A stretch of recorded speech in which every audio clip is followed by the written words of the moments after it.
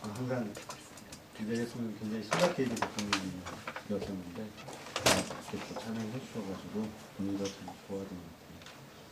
오늘 성도님과 함께 나눌 말씀은 새 언약에 관해서 함께 나누고자 합니다. 오늘날 저희들이 현대 시대를 포스트 모더니즘 시대라고 하는데 제가 대학 다닐 때도 그런 이야기들이 많았습니다. 근데 그것 한마디로 말씀드리면 사람들이 다 자기가 옳음을 주장하다 보니까 참된 하나님의 진리가 무시되고 또 여러 종교에서도 구원이 있다고 하는 이런 얼처구니 없는 세상이 되버려가는 저희들이 그런 시대에 살고 있습니다. 성경에서는 지금 시대를 말세라고 하고 있고 또 교회로 보면 라오디게아 교회라고 합니다. 라오디게아 교회. 일곱 교회 중에 마지막에 있는 교회인데요. 이 뜻은 라오디게아라는 뜻 자체가 사람들의 소리라는 뜻이 있어요. 민중의 소리. 이게 이제 라오디게아의 특징이에요.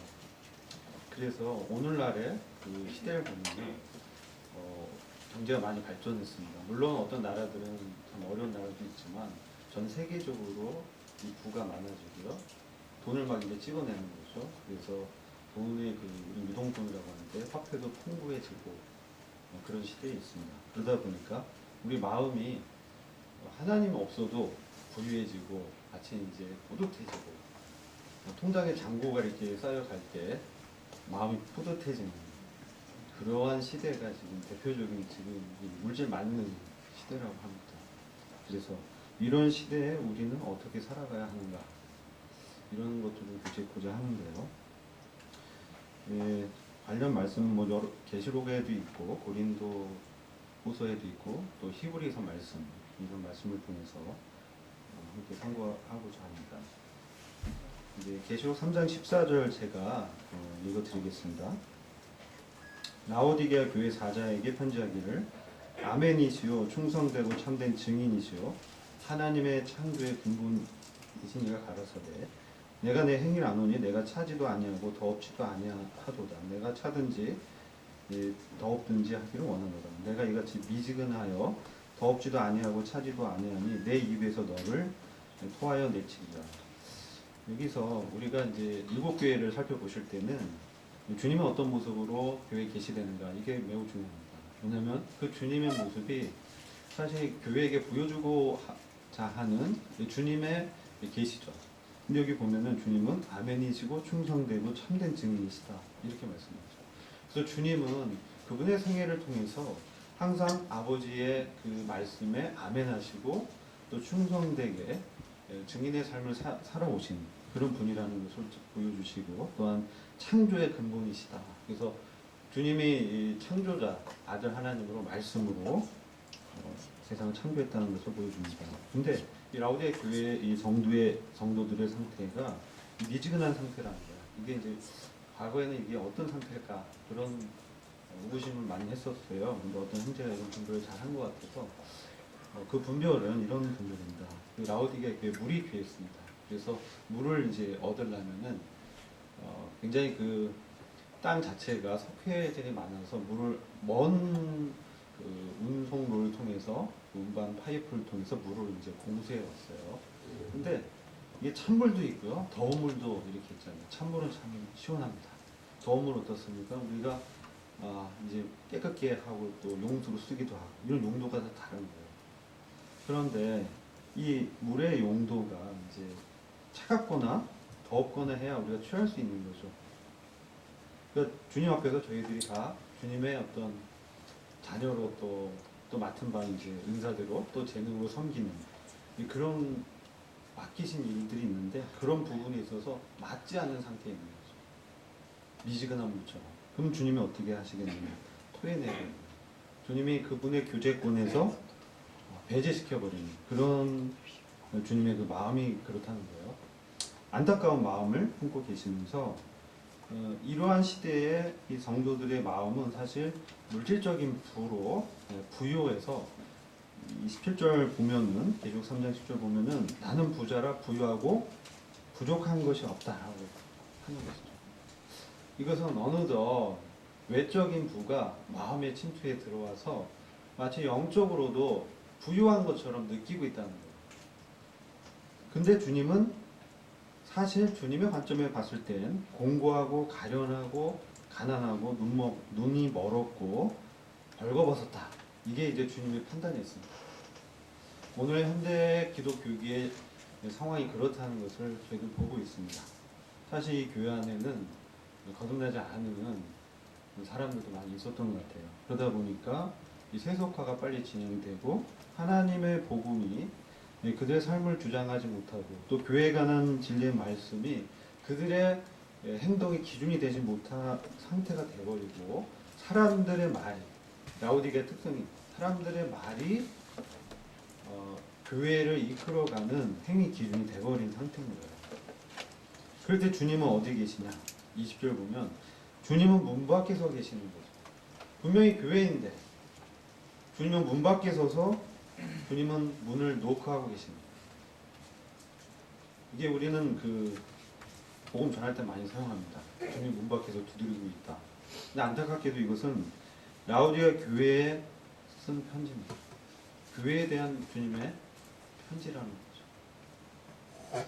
오늘 말세의 기독 교계의 영적인 상태는 주님이 그들의 삶의 주관자가 아니라 자기들의 생각과 가치관과 생각들이 그들의 삶을 이끌고 있고 이 세상의 부요가 그들의 마음에 침투한 나머지 자신들의 영적인 상황에 대해서 오해하고 있는 이런 상태를 말씀하고 있어요. 그래서 주님이 이 치료책에 대해서 세 가지를 말씀하는데 이제 18절 보시면 주님에게서 불로 연다는 금을 사라. 그래서 부유하게 하라. 이 영적 부유는 주님에게서 연단된 금을 사라는 거죠. 이것은 사실 주님의 순종에 의한 영광을 말씀합니다. 금은 이제 영광이거든요. 주님은 그 인생에 한 번도 노한 적이 없으셨어요. 그래서 아멘 충성된 증인이다 이렇게 말씀하시면서 정말 이런 교회의 상태에 대해서 치료책을 주님에게서 연단된 금을 사고 주님의 순종을 배우라는 거죠.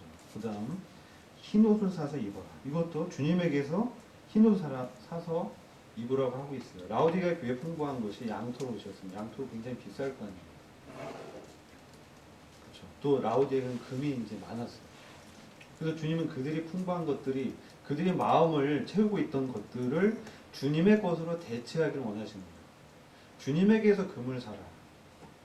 그리고 그 당시는 금이 이제 화폐로 이렇게 통용됐던 것 같아요. 그래서 주님에게서 연단된 금, 주님의 순종과 영광을 이제 말씀하고 있고, 그 다음엔 주님이 주신 그 흰옷, 이것은 우리가 계시록 19장 8절 보면은 이 세마포 흰옷이 나오는데 그 성도들의 옳은 행실이라고 말씀하고 있습니다.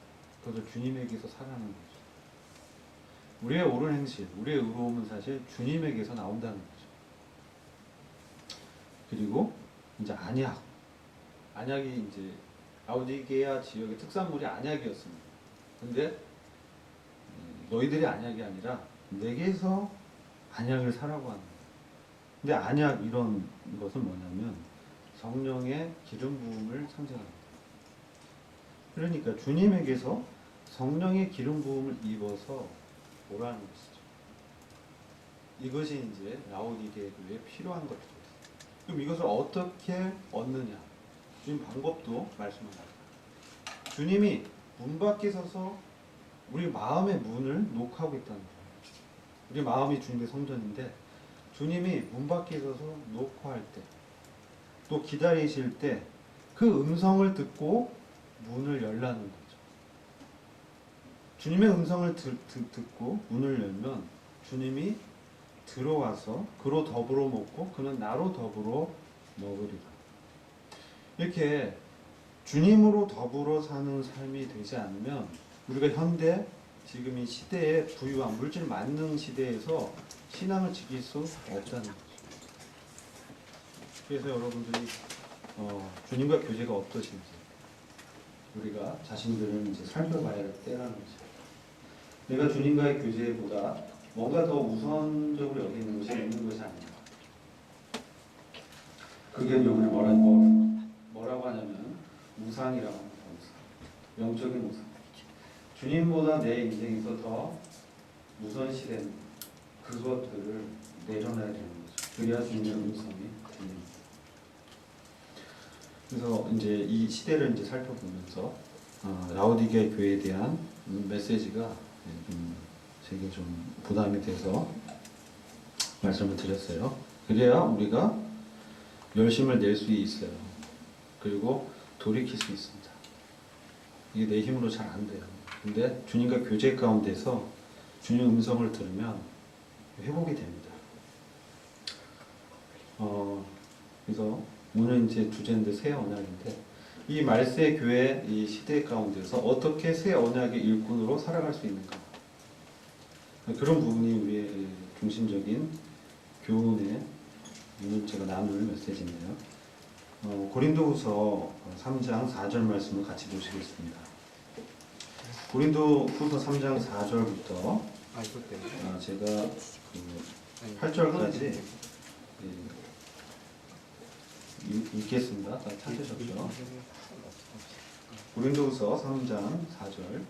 우리가 그리스도로 말미암아 하나님을 향하여 이 같은 확신이 있으니 우리가 무슨 일이든지 우리에게서 난 것 같이 생각하여 스스로 만족할 것이 아니니 우리의 만족은 오직 하나님께로서 나느니라. 참 이 바울이 고린도 교회를 생각하면서 마음에 큰 확신이 있었어요. 뭐냐면 우리의 만족은 사람에게서 있지 않다. 우리 만족은 오직 하나님께로 난다. 오늘날 이 시대를 보면 참 만족을 많이 추구합니다. 즐거움, 이런 만족들. 근데 이것이 밖에 있는 것이 아니라 우리 안에 계시며 사시는 하나님께 있다는 거예요. 그래서 오늘날 이제 매스미디어가 많이 발달했어요. 그렇지 않습니까?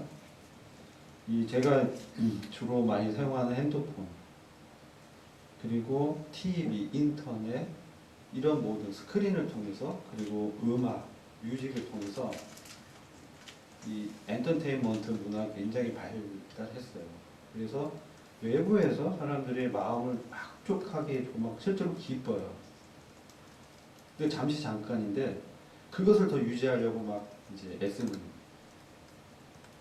사람의 모습, 제 모습을 이제 보게 되는 거죠. 그래서 이런 것들, 막 드라마, 영화 얼마나 재밌어요. 그리고 무슨 웹툰, 만화들, 이런 것들, 또 음악. 근데요, 이게요 적당히 해야 돼요. 적당히. 왜냐하면 이게 너무 그것은 내 마음이 젖어들게 되면은 내 마음이 뺏겨버려요. 마음이 뺏깁니다. 그럼 어떻게 되냐? 사실 이제 주님께서 말씀하시죠. 사실 우리 생명의 근원이 어디에 있느냐? 어떻게 생각하십니까? 생명의 근원. 마음에 있어요. 생명의 근원은 마음에 있고, 무엇보다도 마음을 지키기를 힘쓰라고 잠언 말씀에서 우리한테 교훈을 주고 있어요. 그런데 이 마음이 만족하기를 원하거든요. 근데 우리 복음 많이 들어서 알 겁니다. 우리의 만족은 하나님께로부터밖에 안 나와요.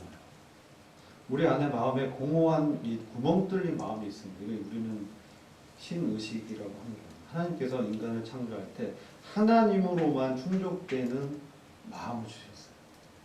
근데 그것이 하나님으로만 충족이 될 수 있는데, 그것을 이 문화라든지 시대가 발달하면서 인간의 쾌락, 즐거움, 육체적인 정욕, 그 다음에 보는 것, 안목의 정욕, 그 다음에 뭡니까? 돈이 있으면 어떤 권세를 또 가지는 거예요. 높아지는 거, 내가 높아지는 거, 뭔가 우쭐해지고 자만하게 되고, 이런 마음들이라는 것들이 세상 밖에 있는데 이게 우리에게 들어온다는 거죠. 우리의 오감을 통해서, 우리가 보는 것을 통해서, 우리가 듣는 것을 통해서. 우리가 그래서 보고 듣고 즐기는 것을 삼가해야 돼요. 굉장히 중요해요. 우리는 몸을 갖고 있기 때문에 그래요. 몸을 갖고 있기 때문에 우리가 보고 듣고 만지고 느끼는 그런 것들이 우리의 영혼에 심령에 영향을 미치기 때문에 어느덧 우리 만족을 밖에서 찾으려고 하면 안 된다는 것이죠. 근데 지금 이 시대는 너무나 즐겁고 쾌락을 할 수 있고 이런 것들이 널려 있다는 거예요. 그래서 우리는 그런 시간도 절제해야 되고, 실제로 그래요. 청년들 또 학생들 이 스마트폰에 중독되면 안 돼요. 우리 마음이 무엇에 중독됩니까? 조심해야 돼요.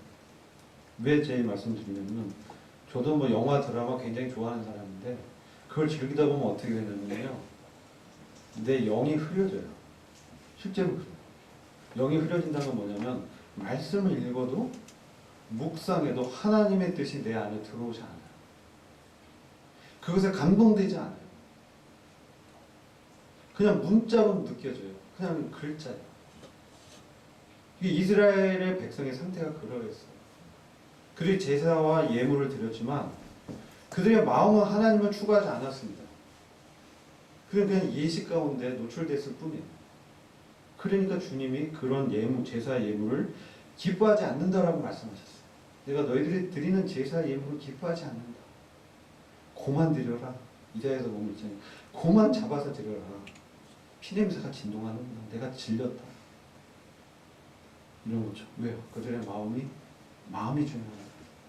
마음은 하나님에게서 멀어져 있고, 하나님께 나아가기보다 이 세상 밖에서 어떤 즐거움 얻고자 한다는 것이었죠. 그러다 보니까 말씀을, 율법을 봐도 그것이 기쁘지 않고 의무감으로 다가오는 거예요. 시편 40장 잠깐 같이 보실게요. 시편 40장. 시편 40장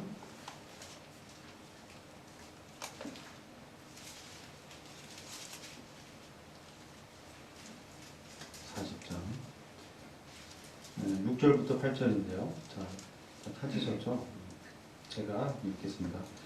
주께서 나의 귀를 통하여 들리시기를 제사와 예물을 기뻐 아니하시며 번제와 속죄제를 요구치 아니하신다 하신지라. 그때 내가 말하기를 내가 왔나이다. 나를 가리켜 기록한 것이 두루마리 책에 있나이다. 나의 하나님이여, 내가 주의 뜻 행하기를 즐기오니 주의 법이 나의 심중에 있나이다. 이게 누가 한 말일까요? 우리 주님 하신 말씀. 우리 주님이, 아버지 하나님께서 지금 이스라엘 백성들이 드리는 번제라든지 속죄제 이거에 너무 질렸어요. 왜냐하면 제물과 이 희생을 드리지만 그들의 마음에는 하나님을 사랑하지 않기 때문에, 마음은 멀어져 있기 때문에, 그래서 이 기뻐하지 않는다, 이런 말씀이죠. 그리고 그런 번제 속죄제는 필요 없다, 요구치 않는다.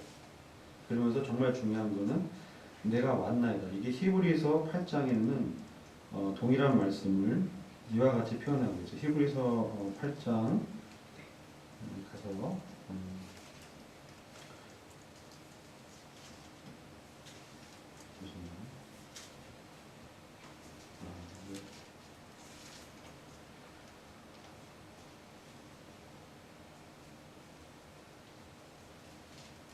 히브리서 10장 5절입니다. 10장 5절 보시면 이렇게 말씀하고 있어요. 똑같은 본문을 히브리서 기자와 시편 기자가 이제 성령으로 통해서 말씀하는 거예요.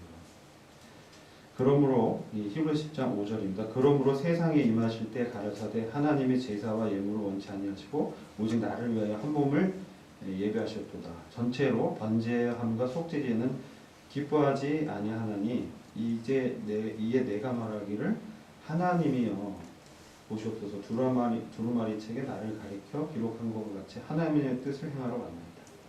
예수님을 원했다는 거죠. 이 사람으로서는 그것을 이제 하나님을 만족한 제물을 드릴 수 없다. 그들의 마음은 여전히 변하지 않는데, 근데 행위로서 외적인 모양으로 들고 나왔지만 하나님은 우리 마음을 보신다는 거죠. 그래서 그것에 충족되는 분이 바로 한 몸으로 예비된 성육신이라고 하죠. 하나님이 사람이 되신 예수님이 필요했다. 그것을 이제 말씀하는 거예요. 그래서 우리가 이제 하나님께서 이러한 옛 언약에서는 기뻐할 수 없고 새 언약에서만 기뻐하실 수 있다. 이제 그 말씀하려고 제가 말씀드린 거예요. 그러면서 다시 본문으로 돌아와서 고린도후서 3장 6절에 중요한 말씀입니다. 고린도후서 3장 6절에 이렇게 말씀하고 있어요. 저가 또 우리로 새 언약의 일꾼 되기에 만족해 하셨으니 의문으로 하지 아니하고 오직 영으로 함이니 의문은 죽이는 것이요 영은 살리는 것이니라. 이렇게 말씀하고 있어요. 저는 이제 우리 마음이 참 중요한 것 같아요. 우리 마음이 아까 이제 잠언 말씀을 통해서 생명의 근원이 어디에 있는가 그런 말씀을 드렸었잖아요. 우리 마음이 정말 어디에 있느냐. 이게 이제 잠언 4장 23절 말씀과 연관되는데 지킬 것만 무릇 지킬 만한 것보다 더욱 내 마음을 지키라. 생명의 근원이 이에서 납니다. 이 새 언약의 일꾼은 어떤 사람이냐? 이 마음이 아까 시편 40장 8절 말씀처럼 그 마음 안에 그 심중에 하나님의 법이 있는 사람이에요. 하나님의 법이. 그래서 하나님의 법이 있어서 하나님의 뜻을 즐거워하는 거예요. 이게 새 언약의 일꾼의 특징입니다. 그 옛 언약의 일꾼은 뭐냐면 내 마음은 기뻐하지 않아도 그냥 행하는 거예요. 근데 그렇게 되면 어떻게 됩니까? 우리가 마음이 즐거워야 그 일을 잘할 수 있잖아요. 마음은 멀어져 있기 때문에 하나님 뜻을 정말 할 수 없는, 하나님 기뻐할 수 없는 상태가 된다는 거죠. 근데 여기서 보면 새 언약 일꾼 되기에 만족해 하셨으니 이 의문으로 하지 않았다. 여러분 이제 의문이 뭐냐? 이게 이제 중요하죠. 의문이 뭐겠습니까? 의문. 뭐 법문이라고도 하고 이제 세 번역을 보면 문자라고 돼 있어요. 문자라고 돼 있습니다. 의문, 문자, 율법, 기록된 율법, 돌에 새겨진 어떤 이런 것들이에요. 그런데 그 의문은 뭐냐? 율법은 뭐냐? 죽이는 거라는 거죠. 죽이는 거죠. 그리고 영은 살리는 것이다. 이렇게 말씀합니다. 이것은 이제 여기서 우리가 잘 구분해야 돼요. 옛 언약은 이 의문, 율법, 그 돌에 새겨진, 돌판에 새겨진 이런 계명이라든지 율례를 이제 지켜서 하나님을 기쁘게 하려고 하는 거예요. 하나님께 나아가고 하나님 기쁘게 하려고 하는 거예요. 근데 그런 것은 그럴 수 없고, 그것은 우리 인간의 본전상 그게 잘 안 되는 거죠. 내 안에 이런 죄성들이 있기 때문에 도저히 그걸 할 수가 없는 거예요. 그래서 전에도 말씀드렸지만 10가지 십계명 중에 하나를 어겨도 하나님께 대적한다는 거예요. 그래서 그것은 사실 정죄하는 거예요. 죽인다는 것은 정죄하고 죽이는 그런 일을 하는 것을 말씀하는 거죠. 근데 영의 직분은 뭐냐면 살리는 거예요. 살리는 거예요. 영은 살리는 것이다. 여러분, 이 살리는 것이 어떤 것입니까? 살리는 것.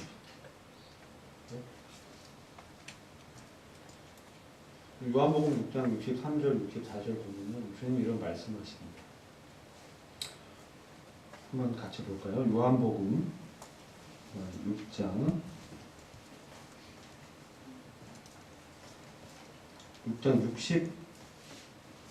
63절입니다. 63절. 여기 뭐라고 하냐면 살리는 것은 영이니 육은 무익하니라. 내가 너희에게 이른 말이 영이요 생명이라. 이렇게 말씀하고 있습니다. 살리는 것은 영이다.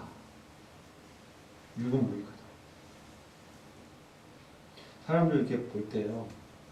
어떤 사람들이 이제 지나가는데 그 사람이 살아있다, 죽어있다. 이게 걸어가고 있다고 그 사람이 살아있다, 죽어있다. 물론 이제 이 몸은 살아있죠. 그렇죠? 근데 그 영혼이 하나님과 연결돼서 살아있느냐. 그 영혼이 하나님과 깊은 교제 속에서 하나님의 말씀을 듣고 그 말씀에 반응해서 살아가고 있는가? 그걸 말씀하는 거죠. 똑같은 구약 성경을 읽어도 어떤 사람은 그 말씀을 통해서 하나님과 교제를 할 수 있고요. 저희들이 구약 성경 보면 그렇잖아요. 왜 그러냐는 거죠. 왜 그러냐.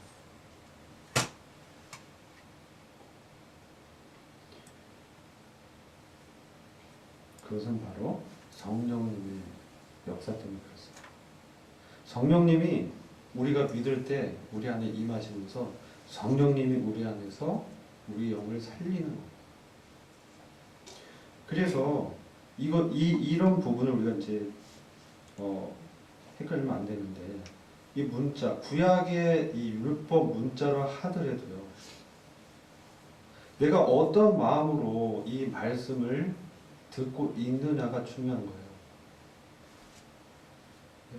그러니까 우리가 이 성경을 봤을 때 우리가 정말 주님을 알고 싶어하고 정말 주님과 교제하고자 하고 주님을 사랑하는 마음으로 구약 성경, 율법을 읽으면 그 말씀에서 말하고자 하는 그리스도를 만나게 된다는 거죠.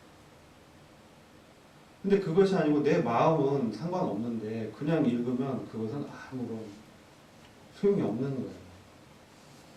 그래서 지금 영은 살리는 것이라고 말을 할 때 이 요한복음 6장 63절에서 살리는 것은 영이니 육은 무익하니라. 내가 너에게 이른 말이 영이요 생명이라고 말씀하잖아요. 그래서 예수님께서 하신 말씀이에요. 이걸 이제 우리 레마라고 하는데, 레마. 내가 너희에게 이른 말이 할 때 이 말은 레마입니다. 레마. 연설이라는 뜻이에요. 연설, 설교, 연설. 이게 레마의 의미예요. 내가 너에게 이른 설교. 지금 제자들에게 주님이 하신 말씀이 너희를 살리는 영이고 생명이라고 말씀하는 거예요. 근데 기록된 이 당시 요한복음에서 이 신약의 복음서는 기록되지 않은 상태였어요. 그래서 여기서 기록된 문자라고 하면 구약 성경을 얘기하는 거예요. 그래서 주님과 이 교제권에 있는 제자들은 잘 들으세요. 주님과 교제권이 있는 제자들, 믿음을 가진 제자들은 주님의 말씀을 통해서 그 영이 이제 살아나는 거예요. 영이 살아나서 주님의 말씀이 생명 주는 영으로 역사하기 때문에 이건 다른 것이죠. 근데 그게 아니고 지금 이 본문의 이 배경을 보면요, 제자들이 와서 온 상태예요. 제자들이 왔는데 이제 주님이 오병이어의 기적을 하고 나서 많은 제자들이 주님께 몰려왔어요. 먹고 사는 문제를 해결해 줬잖아요, 주님. 그렇죠. 오병이어, 이건 뭐 정말 큰 기적입니다. 근데 그 기적을 보고 사람들이 정말 이 자기들의 배고픔을 해결해서 찾아오는 상태라고 주님 말씀하시면서 주님이 이제 그들에게 어떤 말씀을 하냐면은 내 살을 먹고 내 피를 마시는 자는 영생을 가졌고 하면서 너희들이 내 살과 피를 마셔야만 영생을 얻을 수 있다라고 이제 말씀을 하신 거예요. 그러면서 이런 말씀하니까 제자들 중에 많은 사람들이 이해가 되지 않았어요. 어떻게 너가 너의 살을 나한테 떼주고 피를 마시게 할 거냐?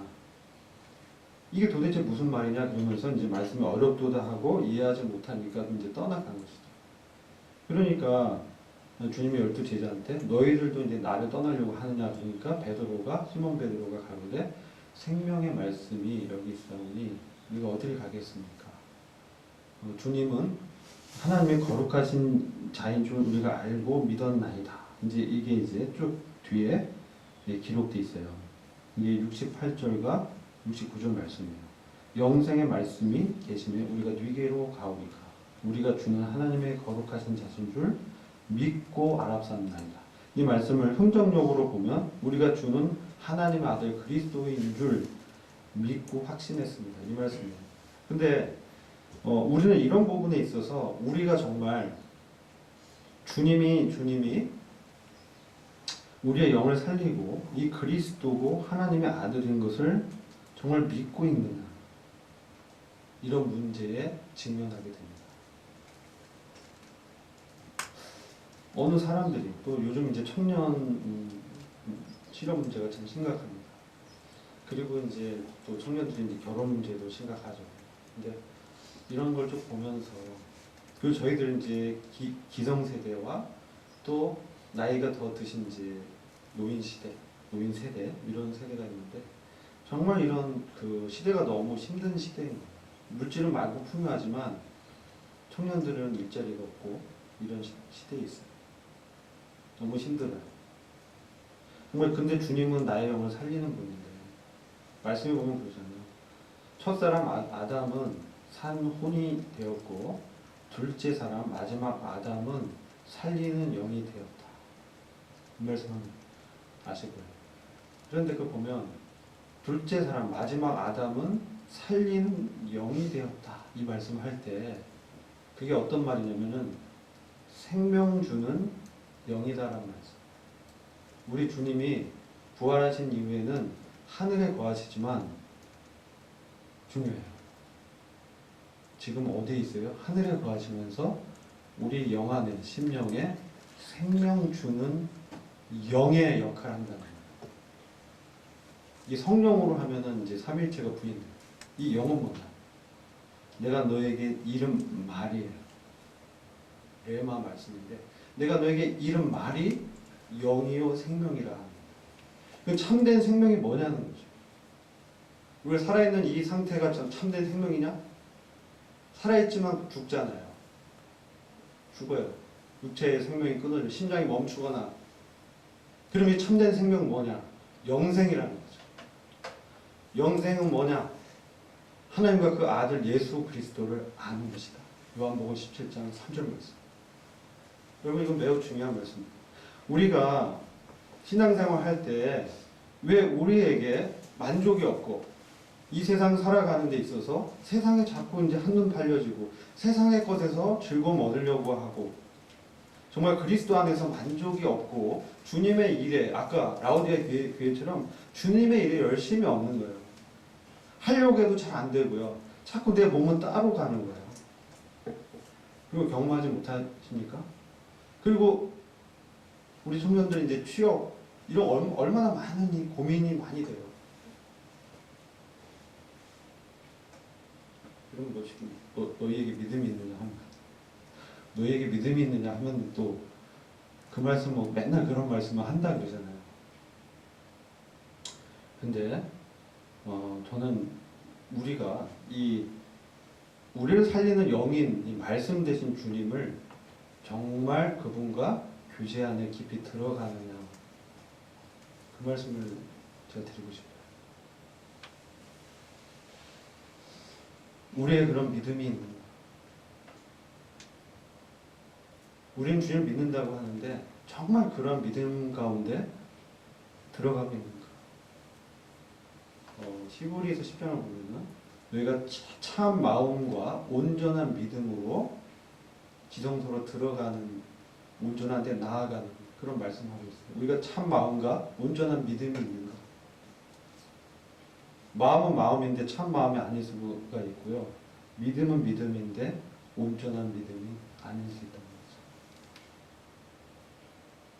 그래서 우리는 사실 가장 중요한 것은 우리 안에서 말씀하는 이 성령님과의 이 깊은 교제 가운데 들어가는데 제가 요한복음 이 11장을 통해서 그 부분을 좀 설명을 드리고 싶어요.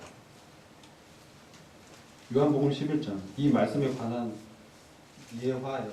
근데 이제 사실이죠. 사실인데 이 말씀이 참 연관이 있다고 좀 분별이 돼서 요한복음 11장의 배경은 나사로가 병이 들었습니다. 나사로는 마리아와 그 마르다와 형제지간이에요. 아마 나사로는 이제 오빠고 뭐 마리아와 마르다 누이고 뭐 이런 관계예요. 근데 2절 보면 요한복음 11장 2절 보면 이 마리아는 누구냐면 머리털로 주의 발을 씻기던 자예요. 그 마리아는 어떤 사람이에요? 주님과 깊은 교제 가운데 들어갔던 사람이에요. 향유 옥합을 깨서 주님께 헌신했던 여인이에요. 향유 옥합은 여러분 아시잖아요. 여인들이 1년 이상 돈을 벌어가지고 결혼 지참금으로 준비한 예물이 이제 이 향유 옥합이에요. 근데 그것을 깼어요. 그 주님 앞에 드렸어요. 주님께 헌신했어요. 드렸어요.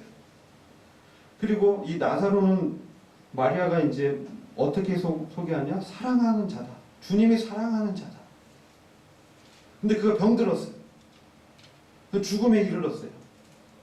그래서 이 누이들이 주님께 지금 유대에서 막 사람들이 이 바리새인과 대제사장들이 예수님을 죽이려고 하니까 예수님이 계속 다른 데 피해 있던 상태였어요. 예수님을 이제 부른 거예요. 사람 보냈어요. 예수님 빨리 와주세요. 빨리 와서요. 우리 이 오빠를 치료해 주세요. 오빠가 죽을 병에 걸렸습니다. 이제 그런 상태예요. 근데 예수님이 뭐라고 하냐면은 4절 보면 예수께서 들으시고 가라사대 이 병은 죽을 병이 아니다. 하나님의 영광을 위함이다. 하나님의 아들로 이를 인하여 영광을 얻게 하려 함이라 하시더라. 그리고 그 다음에 이제 이해할 수 없는 사건이 나타납니다. 저는 이걸 보면 정말 이해 처음 못했어요. 사랑하는 자가 병들었는데 우리는 어떻게 해요? 누가 아프고 막 가야 되잖아요. 병문안 가고 또 내가 그런 능력이 있어서 병을 치료할 수 있다면 그 능력을 빨리 가서 행하고 싶잖아요. 그렇지 않나요? 예수님도 그랬으리라 이제 생각하는데 예수님 그러지 않았어요. 예수님은 6절 보면 나사로가 병들어 죽게 생겼는데 그냥 이틀을 더 유하셨다. 더 아프잖아요. 더 죽는 거 아니에요? 근데 예수님은 바로 가지 않으셨어요. 예수님은 기다리셨어요. 뭘 기다렸을까요? 예? 나사로가 죽기를 기다리셨어요. 아이러니하지 않아요? 너무 아이러니해요. 빨리 가서 치료해줘야 되는데 예수님 나사로가 완전히 죽는 걸 기다렸어요. 그 사람들 어떻게 되겠어요? 이제 드디어 나사로가 죽었고요. 사흘이 지나서 나사로를 무덤에 이제 장례를 치렀어요. 이미. 근데 그 장례 치르고 나서 예수님이 오신 거예요. 천천히 듣게. 그리고 그 동네 밖에서 이제 있는 장면이 이 장면이에요. 근데 15절 보면 11장 15절을 보면 이런 말씀. 예수님이 기뻐하는 것은 우리 사람이 기뻐하는 거고 참 다르구나. 이것을 보게 돼요. 내가 거기 있지 아니한 것을 너희를 위하여 기뻐한다. 우리는 예수님 빨리 와가지고 나사로에게 손을 얹어가지고 안수하고 빨리 회복되고 완전히 이제 건강해지기를 원하는 게 사람의 마음이잖아요. 상식적인 걸 말씀드리고 인간의 상식적인 마음, 생각을. 근데 주님은 뭐냐면 내가 기뻐하는 것은 내가 거기 있지 아니한 것이야. 그게 너희를 위해서 내가 기뻐하는 거야. 근데 이 사람들은 뭐예요? 빨리 주님 오셔야 돼요. 저 죽을 지경이에요. 여러분 요즘 많이 힘들어요. 저도 많이 힘들어요. 청년들도 많이 힘들다고 하는데 저도 많이 힘들어요. 우리도 이제 실적이 있고요. 실적이 안 나면은 그만둬야 돼요. 그런 위기에 다 있어요. 예전에는 젊었을 때는 뭔가 보장이 있고 무슨 계획을 세우고 뭔가 안전한 거가 있겠지. 그런 것들 추구했던 것 같아요. 그래서 막 미래를 준비해야지 막 준비하기도 했었습니다. 그게 잘못됐다는 게 절대 아니에요. 그 과정이 있다는 거죠. 그런데 이제 이 오늘 본문에서는 뭐냐면 그때도 저도 막 간절했어요. 지금 청년들도 간절하잖아요. 왜 주님이 합당한 이를테면 뭐 직장이라든지 합당한 배우자를 보여주지 않는가? 또 기성세대는 왜 지금 내 일하는 일터에서 또 내 집에서 이런 문제가 해결되지 않는가? 왜 주님은 역사하지 않는가? 나는 힘들어 죽겠는데 우린 그런 기대를 하고 때론 좌절하고 때로는 거기서 정말 절망 가운데 들어갈 때가 있다는 거예요. 완전히 인간적인 어떠한 노력이나 기대가 무너진 것이 무엇입니까? 죽음입니다. 죽음. 지금 나사로가 죽었어요. 인간적인 기대한 모든 것이 무너진 것입니다. 그런데 그때 주님이 짜잔 하고 나타나신 거예요. 그 사람들은 어떻게 해요? 원망하는 거예요. 주님 정말 빨리 오셨어야죠. 인간적인 생각. 베드로가 그랬죠. 주님이 십자가에 내가 죽어야 된다 하니까 주님 그리하지 마옵소서. 그런 일은 주님께 일어날 일이 아닙니다라고 주님을 꾸짖었어. 그러니까 네가 하나님의 일보다 사람의 일을 더 생각합니다. 이 사람의 관점에서는 우리가 생각하는 상식과 기준과 계획에서는 그게 맞아요. 주님 와서 치료해 줬어야 돼요. 그런데 주님은 어떤 영문인지 모르지만 내가 거기 있지 아니한 것을 더 기뻐하고 그러면서 너희들이 믿게 하기 위해서 그런다. 이 사람들이 주님을 믿지 않는 사람들인가요? 불신자들이에요? 나사로, 마르다, 마리아가 불신자입니까? 아니잖아요. 주님 사랑하는 자들이고 주님이 그들을 사랑하는 대상이잖아요. 주님을 신뢰하는 사람이고 주님께 어떤 그런 해결책을 위해서 주님을 부르는 사람들이잖아요. 근데 주님은 그때 나타나지 않았어요. 주님은 마치 외면한 것 같아요. 나의 힘든 상황, 나의 이 죽음 같은 이 절망감, 이 고통, 외로움, 이런 것들이 막 너무 부글부글 끓어올라요. 근데 주님은 이 모든 문제가 터지고 나서 나타나셨어요. 그러니까 이 사람들은 주님 왜 지금 오셨어요? 주님 늦었습니다. 이미 장사한 지 살이 지났고요. 무덤에서는 썩는 냄새가 납니다. 주님 왜 지금 오셨습니까? 주님 이 사람 정말 사랑한 건 맞아요? 나사로를 정말 사랑했습니까? 주님? 우리도 그러죠. 주님 저를 정말 사랑하시는가요? 왜 내가 사랑하는 사람이 저를 떠났는가요? 시련의 아픔, 원망스럽습니다. 주님 울게 되죠. 실직의 상실감. 주님 내 직장에서 몇십 년을 이렇게 해왔는데 나가라고 하는데 어떻게 하죠? 이 정리해고 대상인데요. 주님 어떻게 합니까? 이런 고통 왜 주님이 해결해 주지 않을까요? 주님이 너무 부담이셔요. 왜 그럴까요? 근데 오늘 본문에서는 주님이 이렇게 말씀하십니다. 11장 25절 예수께서 가라사대 나는 부활이요 생명이니 나를 믿는 자는 죽어도 살겠고 무릇 살아서 나를 믿는 자는 영원히 죽지 아니하리라. 이것을 내가 믿느냐? 여러분 이것을 믿습니까? 주님이 부활이요 생명이고 주님 믿는 자는 죽어도 사는 것이고 살아서 나를 믿는 자는 영원히 죽지 않는다는 이 진리를 정말 믿느냐는 거죠. 이게 중요한 거예요.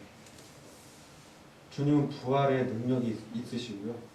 주님은 당장에도 나타나서 나사로를 건질 수 있고 그런 분이에요. 우리를 그 위경 가운데서 건져내실 수 있는 전능하신 하나님이세요.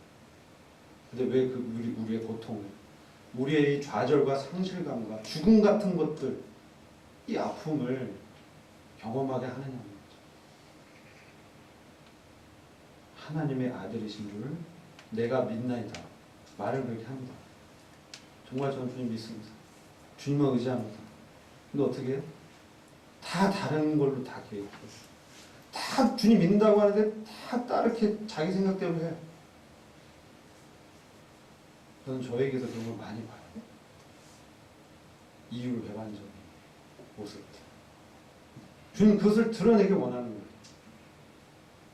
주님 그 과정에서 정말 주님이 살아계신 하나님이고 부활의 권능이 있는 창조주 하나님이심을 우리에게 보여주셔서 정말 믿음, 온전한 믿음을 우리에게 심어주시기 위해서 그 말씀을 우리 심령 안에 각인시켜주기 위해서 우리에게 어려움을 또는 좌절을 또는 죽음과 같은 상실감을 허락하신다.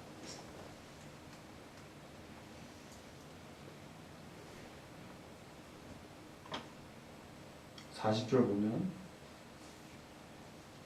예수께서 가라사대 내 말이 내가 믿으면 하나님의 영광을 보리라 하지 아니하였느냐. 아직까지 마르다 마리아는 입으로 고백하지만 믿지 않았습니다. 근데 나사로가 살아났을 때 그들은 믿음을 갖게 됐어요. 내가 믿으면 하나님의 영광을 보리라. 그러면서 주님이 무덤 막는 큰 돌을 굴리라고 했어요. 마르다가 주님 썩은 내가 나요. 아직도 안 믿고 있어요. 그렇죠? 아직도 안 믿고 있어요. 주님이 심령에 통분히 여기시면서 눈물을 흘리셨어요. 왜요? 나사로가 죽어서 눈물을 흘리셨을까요? 아니에요. 그들의 믿음 없음을 불쌍히 여기고 예수를 믿는다고 하는데 실제로 믿지 않는 그 모습을 불쌍히 여기시고 눈물을 흘리시고 주님의 권능을 보여주시는 것이죠. 나사로야 나와라. 주님이 말씀하셨어요. 그때 그 주님의 이름 말이 영이요 생명이라. 나사로가 살아났어요. 불가능한 일이 발생했죠. 이 마르다는 주님을 선생님이라고 불러요. 그죠? 선생님. 마르다가 주님을 만나고 마리아한테 선생님이 너를 찾는다. 빨리 나와라. 우리 주님을 선생님으로 생각할지는 몰라요. 주님은 의사로 생각할 수도 있어요. 빨리 와서 날 치료해 주세요. 주님은 그런 분이 아니에요. 만왕의 왕이요. 나의 인생을 피로 사신 그 주님이세요. 만왕의 왕이요. 만주의 주시오. 나의 주님이십니다. 이것을 보여주고자 하는 거죠. 우리가 때로 왜 주님의 말씀이 안 들려요? 그렇게 생각할 수 있습니다. 간절히 기도하시기 바랍니다. 주님을 간절히 찾기를 바라십니다. 주님이 그런 마음을 우리로부터 일으키시기 원하는 거죠. 주님의 성령님이 반응할 때, 성령님이 내 안에서 말씀할 때 토를 달지 말고 아멘 주님 그렇게 나오기를 원하시는 거죠. 그러기 위해서는 우리가 어때요? 내 생각, 내 계획, 인간적인 마음들 다 내려놓는 거예요. 그리고 바로 주님이 성령을 통해서 내 안에 깨닫게 하고 내 안에 말씀하시는 그 말씀을 붙들고 주님 저는 연약하지만 주님이 말씀하시는 나갑니다. 우리는 주님 앞에서 전적인 신뢰와 우리는 할 수 없다는 겸비한 마음과 우리 주님께 드리는 이 헌신의 마음으로 주님 앞에 나왔을 때 주님의 임재가 영광 가운데 나타납니다. 나사로를 살리신 그 권능이 우리 삶의 문제, 내가 믿음 없는 게 문제거든요. 사실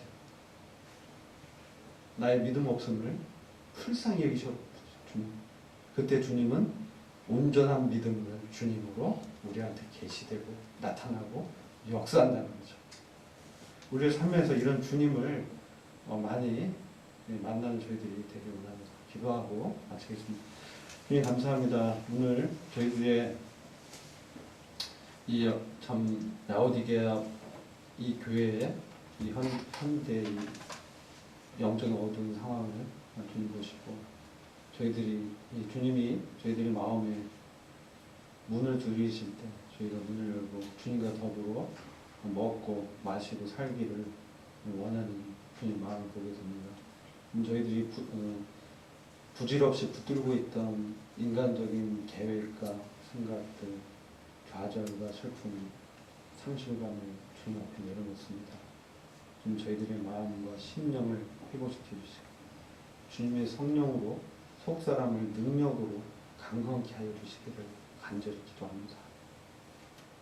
믿음으로 주 예수 그리스도께서 저희 마음 가운데 참된 왕이여 주로 거하게 하시기를 간절히 기도합니다. 그래야 저희들의 마음이 주님을 전적으로 붙들고 따라가는 그런 자들이 되어서 주님의 그 임재 가운데서 주님을 높이면서 참된 예배자로 살기를 간절히 기도합니다. 주님께 부탁하고 우리 예수 그리스도의 존귀하신 이름으로 기도했습니다. 아멘.